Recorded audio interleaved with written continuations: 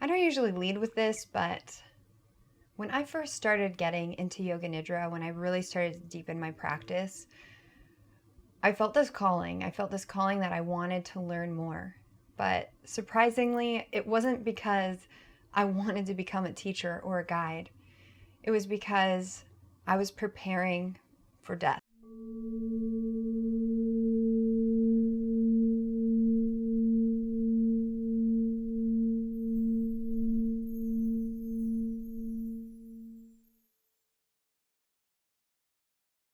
After being diagnosed with a rare form of leukemia, I had to face the reality that I might not be here for much longer.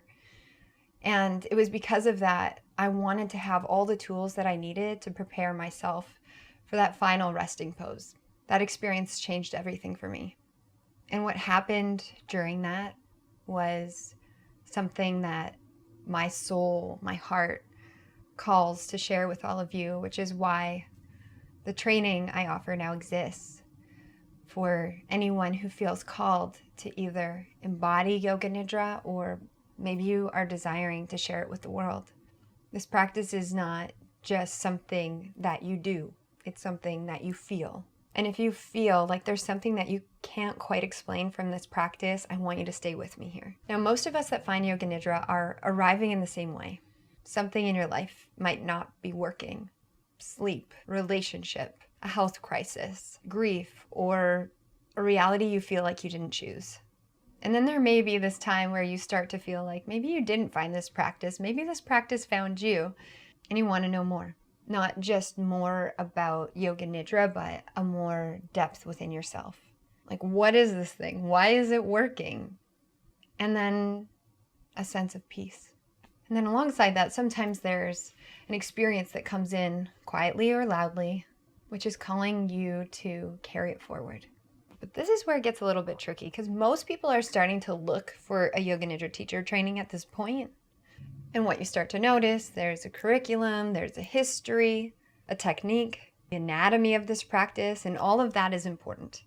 But the thing that you start to recognize as you go through these trainings is that that's not really the point. The point is coming back to you, to understanding you. And you start to realize it's not how much you know, but are you really living? So in order to give you a full picture, I need to take you back.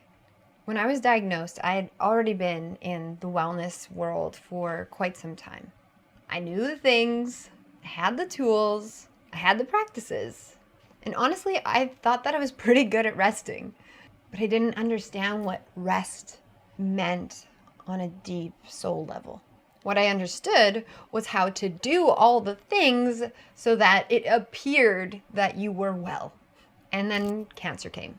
None of that mattered. Because cancer doesn't really care about your morning routine.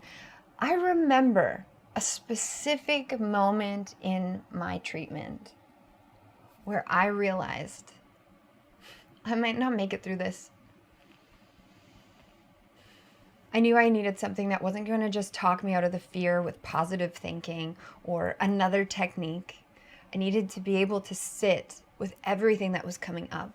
The anger, the fear, the resentment in some cases, the ability to feel like I couldn't forgive certain aspects of my life, certain parts of my history, but also being able to sit with the joy, being able to sit with the peace, being able to sit with all of it. And Yoga Nidra showed me I could do that. And it wasn't because it made it easier, but it allowed me to contain all of these aspects of myself that maybe I suppress, maybe that I push down. And instead of doing the work, I could be with myself. No more distractions, no more scrolling, just truly being. From that space, I started to really meet the shadows. And in Jung's work, we talk about the shadows as these parts of ourselves that we reject, these parts of ourselves that we alienate or push away because we don't feel comfortable meeting them. And it's often because it feels dangerous or shameful. And in most spiritual practices, they're like, go to the light, everything be light. But as you've heard me say before, the darkness in me honors and sees the darkness within you Because without that darkness, we could not know our light. We could not shine our light. And so I went into that cave, and Yoga Nidra was what guided me through. The beautiful part was that it actually felt safe for once to look at it. And there's something about that Yoga Nidra state, that space in between the waking and the dreaming, that was a pure reflection of the grief, of the loss, of the unknown. And I call that part of what I offer the dark night. It's the part of you that wants to stick up for you, one that's ready to ride at dawn. And it's in that space of the conscious and unconscious, that liminal dreamy state, that you can resolve some of what feels heavy. So to me, my cancer became a gift. This practice became a gift. And I feel like it saved my life. And I'm not saying that it's going to save everyone's life. It saved the way that I thought about life. It saved the way that I feel about life. I did survive cancer, but more importantly, I came back as myself.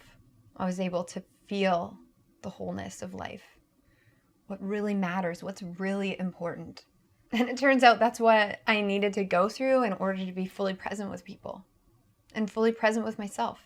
So yeah, no, I didn't actually want to necessarily become a teacher. And so much of what I teach has grown from that experience, that is ripened from that experience. And that's why I feel so called to guide others. So when I built the Yoga Nidra teacher training, I actually built it backwards. Most people will try and teach you things from learning and understanding through information. But what I like to share is the lived experience of the teachings, to integrate it into your waking life. I can't tell you how many times I've had people come through this training and realize this is what they really needed, was to get back into their bodies, to get back into living, to see the poetry of life unfolding in front of them. And this isn't a detour. You know, taking this training is taking you first into living and then into leading. This is why I built it in two parts. One is so that you can truly meet yourself, and then the embodiment comes. And from that embodiment, there lies your teaching. In this, you start to navigate your life through your own relationship with self, and that begins to expand into your relationship with everything around you. We start to regulate the nervous system. We start to restore our relationship with ourself. And we can start to see this unfolding, not just with our relationship with self, but how that works in relation to other. We're orienting into the body, we're regulating our nervous system, and we integrate it in a way that brings us into our life fully. And then there's, of course, the optional module, which is the dark night. This is where we explore the shadow. This is available as a bonus because it's through that lived experience that I pass this teaching on to you, but it's not required. So if you feel like you're not ready for it, you don't have to dive into it, but it's there if you need it.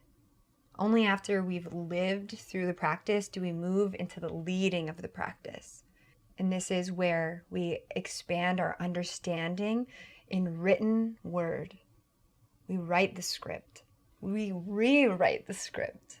And we learn how to hold space for others in a regulated state. And when we transition from living to leading, we have that rite of passage. We have that initiation of recognizing ourselves in the tension of opposites and move forward through the middle path. But we don't just do this through our words, we do this through our voice. And I'm going to be holding this container.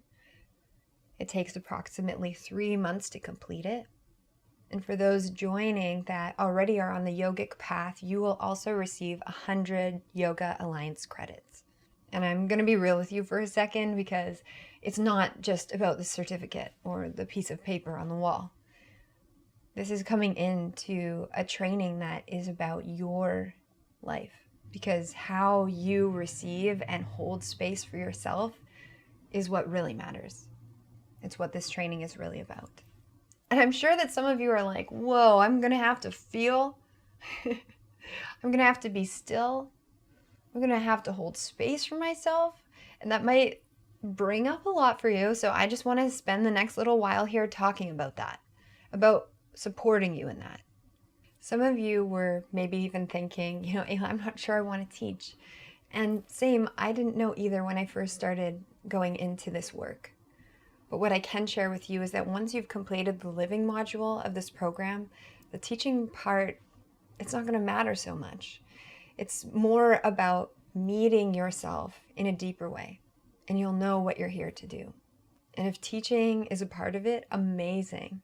But if anything, you'll have the foundations of this practice to live your life more fully.